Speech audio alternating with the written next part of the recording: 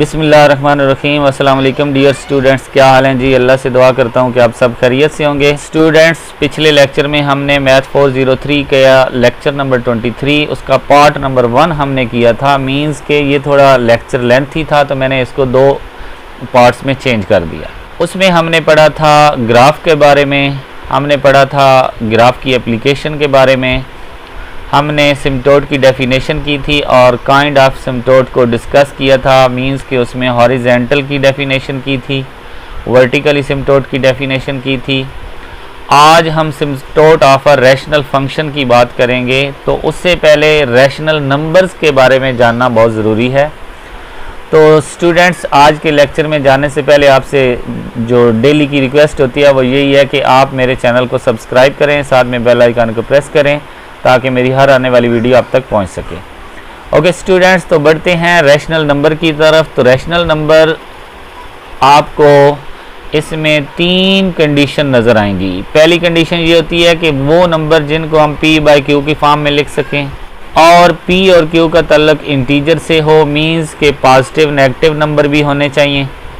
और तीसरी कंडीशन है कि q does not equal to 0, यानी कि अगर डिनोमिनेटर में 0 आ जाए तो वो अनडिफाइंड हो जाता है, उसका आंसर इनफाइनाइट होता है। तो जब ये तीनों कंडीशन पूरी हो जाती हैं ये वाली, तो फिर ये बन जाते हैं रैशनल नंबर। ओके जी, रैशनल नंबर जो होते हैं उनसे हमारे पास एक फ्रैक्शन बनती है। क्या बनती है जी? फ्रैक्शन।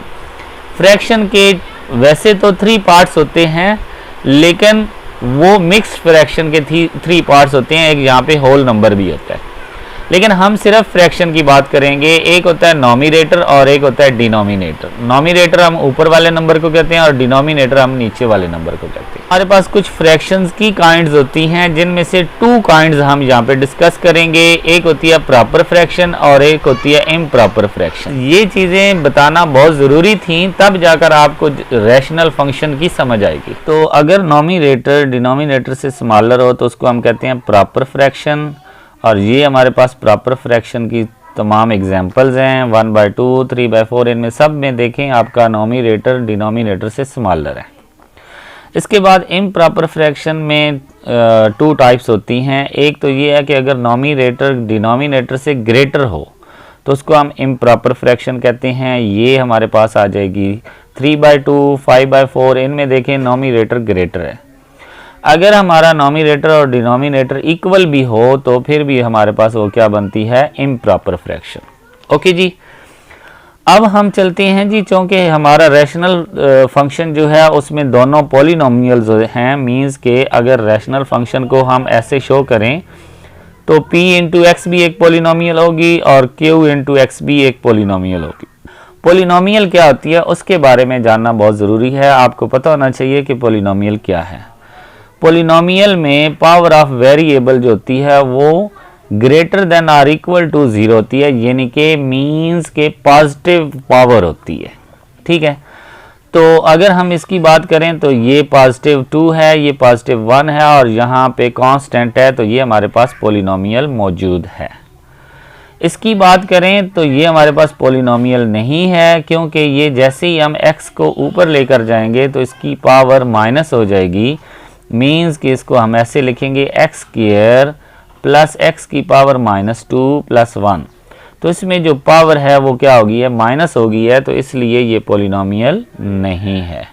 ओके जी, इसमें चलें तो ये ऑलरेडी आपको नज़र आ रहा है कि पावर 1 भी अगर माइनस है तो वो पॉलिनोमियल नहीं है, तो ये भी पॉलिनोमियल नहीं है। आई होप कि आपका कंसेप्ट क्लियर हो गया होगा पॉलिनोमियल का।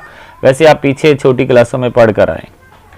अब हम बात करते हैं डिग्री ऑफ पॉलिनोमियल, तो ये भी आप पढ़ कर आए हैं। डिग्री का क्या मतलब होता है? Greatest power of a variable. आपकी पॉलिनोमियल में जो सबसे बड़ी पावर होगी वो उसकी डिग्री होगी। फॉर एग्जांपल अगर मैं इसको लूँ तो इसकी हमारे पास डिग्री क्या होगी जी? 2 होगी, क्योंकि हाईएस्ट पावर जो है वो क्या है? 2 है। अगर कुछ ऐसे होगा x³ plus x² plus x plus 1, तो इसमें हाईएस्ट पावर क्या है?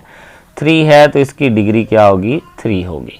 ओके जी, अब हम बढ़ते हैं रैशनल फंक्शन की तरफ। अगर हम कह दें कि let r into X is a rational function with polynomial, एक पॉलिनोमियल हमारे पास है p इंटू एक्स, इसको मैं शो कर रहा हूँ ए एन एक्स की power n plus a n minus one x की power n minus one plus so all a zero, means के अब पावर सब की कम हो रही है।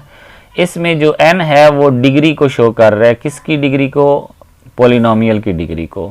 और ये पॉलिनोमियल कौन सी है? ये नॉमिनेटर पॉलिनोमियल है, यानी कि अगर हम r इंटू एक्स को इस तरह लिखें p इंटू एक्स और divided by q into x, तो ये हमारे पास नॉमिनेटर पॉलिनोमियल होगी और ये हमारे पास डिनोमिनेटर पॉलिनोमियल होगी। इसमें हम क्या करेंगे? कांस्टेंट b लेंगे और जो डिग्री है उसको हम m से शो करेंगे। ओके जी, तो अब हम सिम्टोट की तरफ बढ़ते हैं कि जो रैशनल फंक्शन के सिम्टोट होते हैं वो क्या होते हैं। सबसे पहले कि अगर degree of nominator less than degree of denominator हो तो वो क्या होती है जी? वो प्रॉपर फ्रैक्शन होती है। हमने आपको बताया, फॉर एग्जांपल ये मैंने लिखा है, इसमें अगर हम देखें ये 1/x जो है ये असल में क्या है? x raise 0 by x raise 1। तो अब ऊपर वाली जो नॉमिनेटर की डिग्री है वो हमेशा स्मॉलर होगी डिनोमिनेटर से। ओके जी, तो जब ये बात होती है, जब ऊपर वाले यानी कि नॉमिनेटर की डिग्री, पॉलिनोमियल ऑफ नॉमिनेटर की डिग्री डिनोमिनेटर की डिग्री से स्मॉलर हो, तो तब आपके पास जो सिम्टोट बनता है उसको हम कहते हैं हॉरिजेंटल सिम्टोट। ओके जी, और ये इसकी एग्जांपल दी हुई हैं, ये सारी एग्जांपल में देखें स्मॉलर पावर है नॉमिनेटर की। ओके जी, यहाँ पे देखें ये 2 है तो नीचे क्या है? 3 है। यहाँ पे देखें 1 है लेकिन नीचे क्या है? 2 है। तो सब में क्या है? नॉमिनेटर की डिग्री स्मॉलर है डिनोमिनेटर से। तो इससे जो आपका सिम्टोट बनता है ये हॉरिजेंटल सिम्टोट बनता है कि जब आपकी प्रॉपर फ्रैक्शन होगी तो y की वैल्यू 0 लेंगे। y की वैल्यू क्या होगी? 0 होगी। क्यों 0 होगी? क्योंकि हमने सिम्टोट निकालने के लिए हाईएस्ट पावर को कंपेयर करना होता है, उसके कोफिशिएंट को। फॉर एग्जांपल यहाँ पे देखें ये हाईएस्ट पावर क्या है? 3 है, तो ऊपर हाईएस्ट पावर मौजूद ही नहीं है, तो जो ऊपर है उसकी जगह पे हम लगा सकते हैं x0 x क्यूब और नीचे है हमारे पास x क्यूब। तो इनके कोफिशिएंट कंपेयर करें तो क्या बनता है? ऊपर वाले का 0 है और नीचे वाले का 1 है, तो इस तरह हमारे पास आंसर क्या आ जाएगा? 0 आ जाएगा। ओके जी, तो इसलिए आपके y की वैल्यू जो है वो हमेशा क्या रहेगी? 0 रहेगी। अब हम बढ़ते हैं जी, जब नॉमिनेटर और डिनोमिनेटर की डिग्री सेम होती है तो फिर भी आपका सिम्टोट क्या होता है? हॉरिजेंटल सिम्टोट ही होता है, लेकिन यहाँ पे y की वैल्यू 0 नहीं होती बल्कि कुछ और होती है, 1 होती है, 2 होती है, 3 होती है, 1/2 होती है। तो इस तरह की हमारे पास वैल्यू होती है लेकिन 0 नहीं होती। फॉर एग्जांपल अब ये देखें x/x + 1 है, तो इसमें से हम इस 1 को एक बार इग्नोर कर देंगे, x/x करेंगे तो दोनों के कोफिशिएंट को कंपेयर करें तो 1/1 क्या बनेगा जी? 1 आएगा। मीन्स पे यहाँ पे आपके पास y की वैल्यू 1 है। ये जो b है ये कांस्टेंट को शो कर रहा है। कांस्टेंट मीन्स के कोई भी हो सकता है, 1 2 3 1/2, कोई फ्रैक्शन हो सकती है, कुछ भी हो सकता है, नेगेटिव में हो सकता है, पॉजिटिव में हो सकता है, सारी चीज़ें। ओके जी, तो अगर यहाँ पे एक और एग्जांपल मैंने दी है तो इसमें हाईएस्ट पावर क्या है जी? 2 है, तो इसमें भी हाईएस्ट पावर 2 है। इन दोनों को कंपेयर करेंगे तो कोफिशिएंट इसका 2 है 2 और इसका 1 है, तो 2/1 क्या आ जाएगा? 2। तो यहाँ पे y की पावर 2 आ गई। ओके जी, अब एक और एग्जांपल कंपेयर करते हैं जी। ये देखें ये 2 स्क्वायर है, ये भी x स्क्वायर है, तो इनको कंपेयर करेंगे। अब इसका कोफिशिएंट 1 है और इसका कोफिशिएंट 2 है, तो 1/2 आपके y की वैल्यू क्या आ जाएगी जी? 1/2। तो ये आपने दोनों में क्या पढ़ा जी?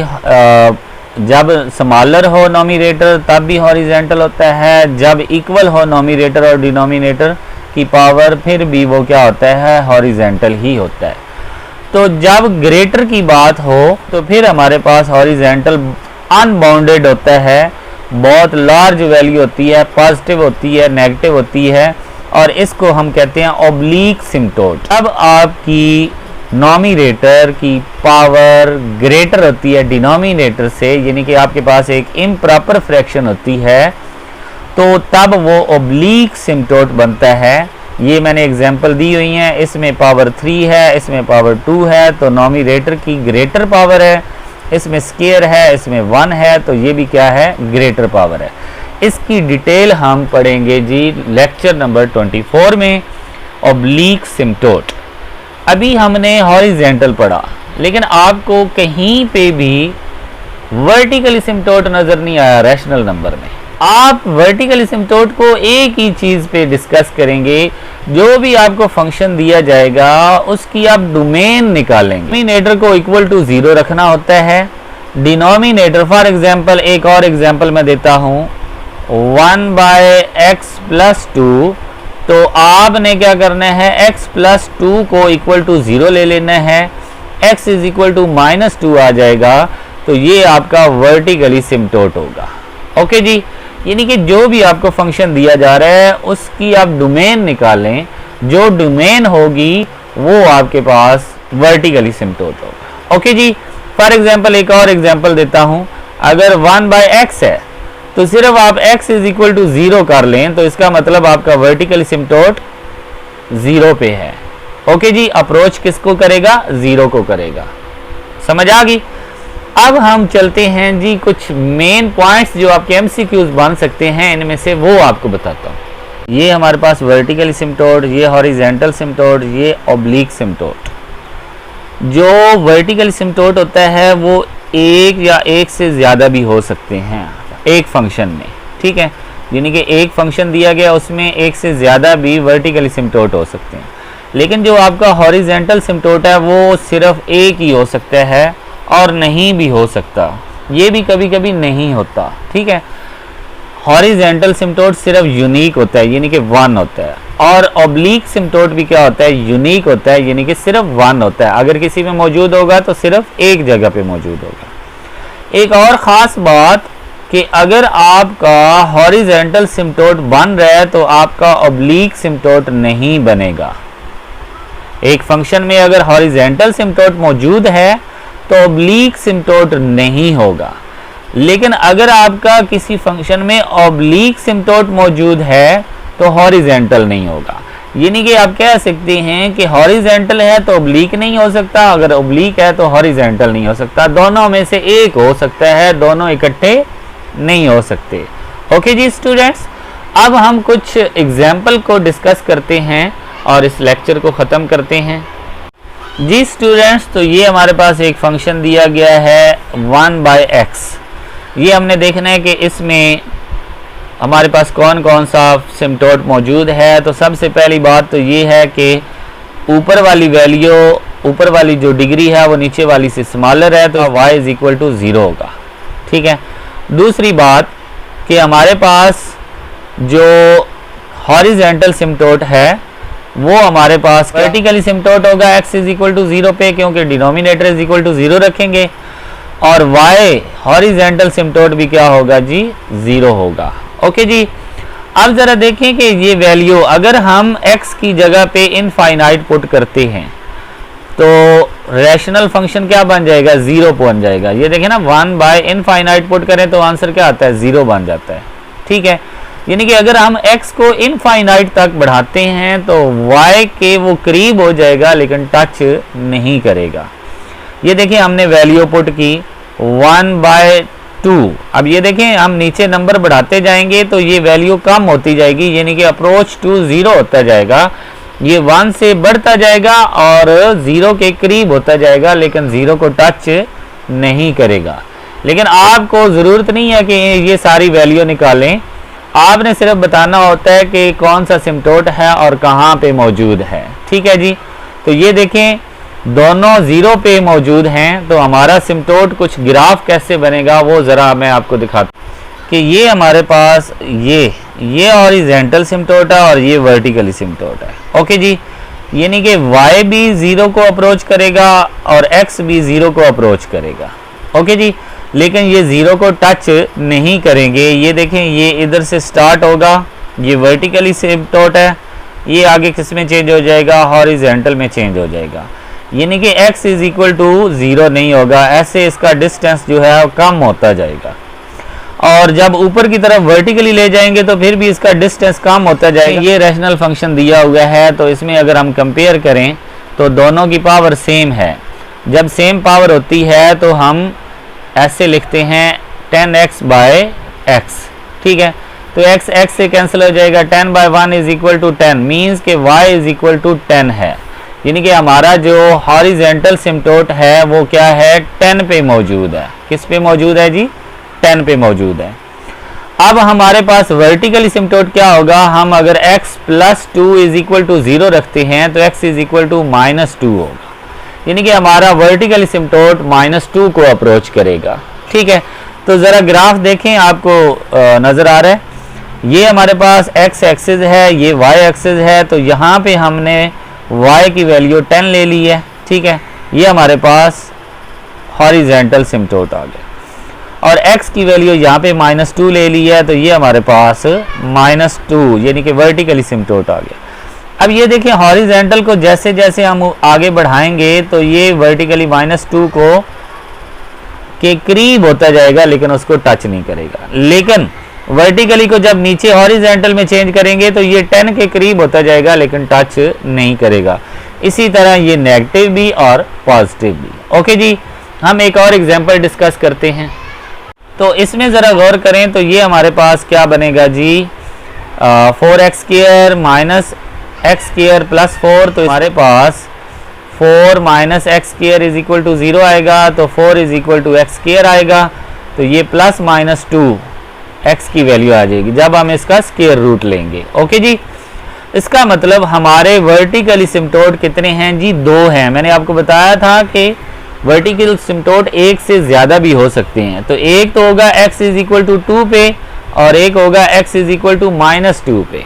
ओके जी, लेकिन हॉरिजेंटल सिम्टोट ऊपर वाली पावर और नीचे वाली पावर सेम है, तो इनके अगर कोफिशिएंट को हम कंपेयर करें, y is equal to 4 by -1 is equal to -4।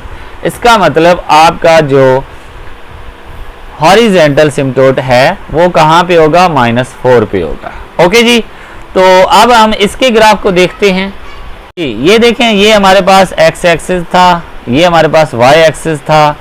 तो आपने देखा हमारे पास y इज इक्वल टू -4 आया है और x इज इक्वल टू हमारे पास क्या आया है जी, 2 भी आया है और x इज इक्वल टू -2 भी आया। तो ये हमने x इज इक्वल टू 2 बना लिया और ये -2 बना लिया। ओके जी, और यहाँ पे हमने y इज इक्वल टू -4 ले लिया। तो जैसे ही हम वर्टिकल सिम्टोट को नीचे ले आएंगे तो ये हॉरिजेंटल में चेंज हो जाएगा, लेकिन 4 को टच नहीं करेगा, इसके करीब होकर दोबारा ये -2 से ऊपर चला जाएगा। ओके जी, लेकिन अगर हम नेगेटिव की तरफ से स्टार्ट करें तो ये -4 के करीब हो जाएगा, लेकिन आगे से हॉरिजेंटल के साथ चला जाएगा। ओके जी, तो ये हमारे पास जो है ये एग्जाम्पल थी और ये हमारा लेक्चर ख़त्म हुआ। तो इंशाल्लाह नेक्स्ट लेक्चर में लेक्चर नंबर 24 को मुकम्मल को डिस्कस करेंगे। बिल्कुल छोटा सा है, स्मॉलर सा है। तो अगर आपको मेरे इस लेक्चर की समझ आ गई हो तो मेरी वीडियो को लाइक और शेयर ज़रूर करें और मेरे चैनल को सब्सक्राइब करें ताकि मेरी हर आने वाली वीडियो आप तक पहुंच सके। ओके स्टूडेंट्स, अल्लाह हाफिज़।